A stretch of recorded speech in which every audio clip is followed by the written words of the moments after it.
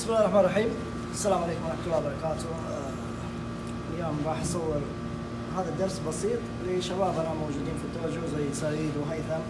سألوني إنه سيوفهم تبين يعني إنه لو ميل السيف لأسفل ينزلق على طول.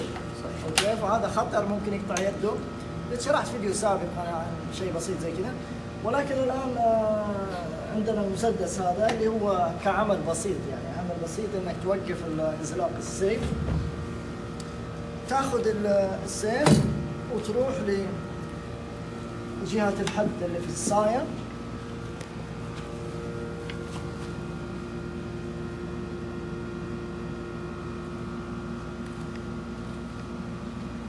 اوكي بس هذا الشكل، تحط الغرة فيه بس سوق لحد ما لا وقت حيض. لا ينشف عادي، يعني انت بيجمل معك.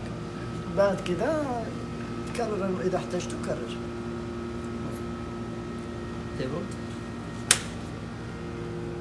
تحت العملية. حلو. سرعة بسيطة جدا. خلاص اوكي. نستنى حتى نشوف يعني. انا وينشف بسرعة. اوكي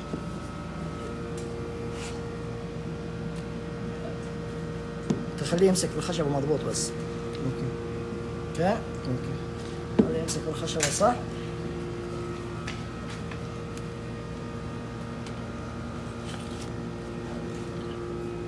حلو اوكي كذا تمام. سيفك نفس الشيء. نفس الشيء. اوكي نفس طريقتي.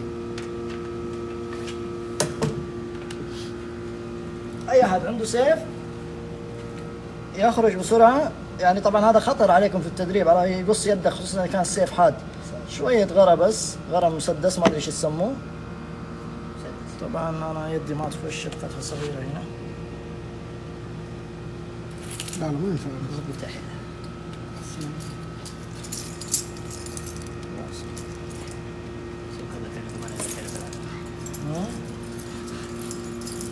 اوكي اوكي.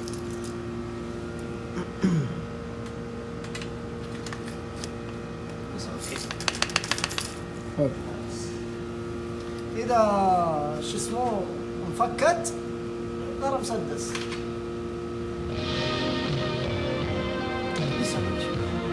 كمان شوية بس.